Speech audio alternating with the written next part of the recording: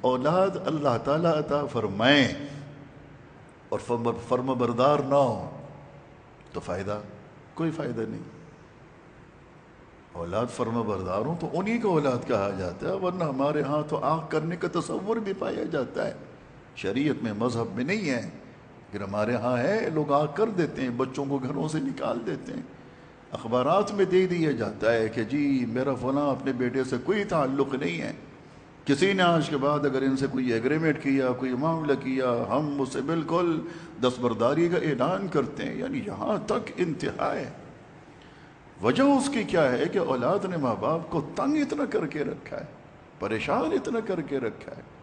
اور بعض اوقات بچوں کی باتیں ہم سنیں تو ماں باپ نے اتنا پریشان کر کے رکھا ہے کہ بچے گھر سے جانے کے اوپر جو ہے وہ سودا کر لیتے ہیں. وہ ماں باپ جن کے احسانات ہی احسانات ہیں، بچے ان کو بالکل چھوڑ دیتے ہیں. دونوں طرف سے ایک عجیب کشمکش چل رہی ہے، رشتوں کا بیڑا غرق. اولاد اور ماں باپ کے بیچ کا جو تعلق ہے، ان محبتوں کا جنازہ نکل چکا ہے، وہ رشتے بالکل تباہ ہو چکے ہیں.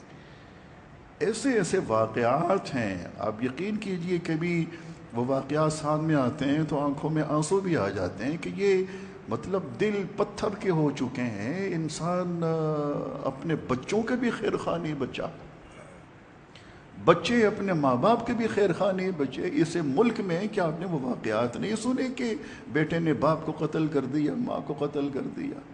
آپ نے وہ واقعات نہیں سنے کہ باپ نے اپنے بیٹوں کو، بچوں کو قتل کر دیا؟ یہ سارے واقعات کیوں پیش آتے ہیں؟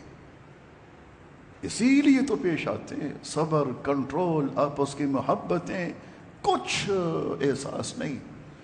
دین کا حکم کیا ہے، کوئی احساس نہیں.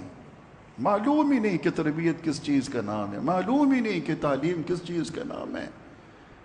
ایسے ایسے واقعات ہیں، ماں باپ فوت ہو گئے، بچے جنازے پر بھی نہیں آئے، بچے تدفین پر بھی نہیں آئے. آخر کیا اتنا غضب ہو گیا تھا زندگی میں کہ تم اپنے باپ کے فوت ہو جانے کے بعد بھی اسے معاف نہ کر سکے؟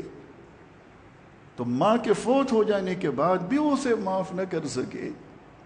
تو اولاد میں اصل چیز اطاعت اور فرما برداری ہے. اللہ تعالیٰ وہی بات فرما رہے ہیں، وَكُلًّا جَعَلْنَا صَالِحِينَ. یہ ابراہیم کی اولاد تھی، ہم نے سب کو نیک بنایا، سب کو مطیع اور فرما بردار بنایا. ہماری اولاد نافرمان کیوں ہوتی ہے؟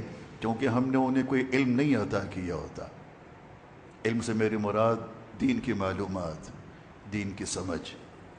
ہم نے انہیں نہیں بتایا قرآن کریم کیا ہے، ہمیں نہیں بتایا حدیث رسول کیا ہے. میرا مقصد یہ نہیں ہے کہ آپ بچوں کو عالم دین بنائیں، اگر بنا دیں تو بہت اچھا ہے، لیکن اگر نہ بنا سکیں تو کم از کم کوئی چھوٹے موٹے کورسز، کوئی تفسیر، کوئی حدیث کی کتاب، کوئی دین کی کتاب، کوئی مشائخ بزرگوں کے بیانات، کوئی دروس قرآن، کچھ اس طرح کی مجلسوں سے جس طرح آپ آشنا ہیں اپنے بچوں کو بھی آشنا کیجیے، تاکہ کچھ ان کو پتہ تو ہو کہ یہ قرآن کیا کہہ رہا ہے ہم سے، حدیث رسول میں کیا موجود ہے. ہم نے اتنا غضب کیا کہ اپنے بچوں کو بالکل دین سے دور رکھا.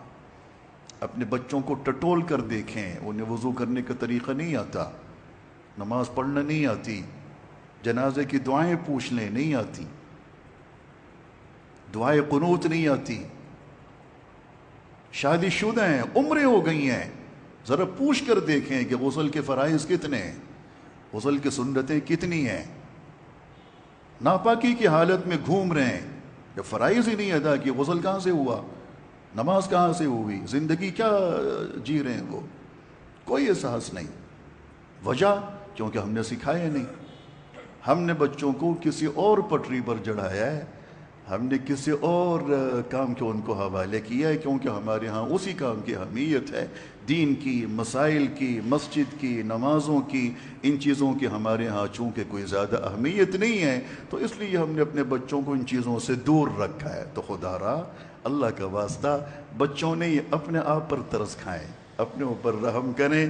بچے نیک ہوں گے آپ کو فائدہ ہوگا، بچے فرما بردار ہوں گے ہمیں فائدہ ہوگا، کسی اور کو فائدہ نہیں ہوگا. اور یہ چیز تسلسل کے ساتھ بچوں میں چلتی ہے.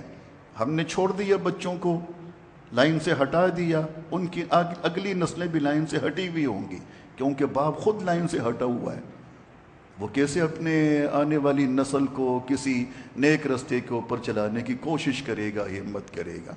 تو اس لیے بچوں کے لیے خونخوار نہ بنے، بچوں کے لیے شر کا باعث نہ بنے، بچوں کے لیے سراپا خیر کا باعث بنے، رحمت کا باعث بنے۔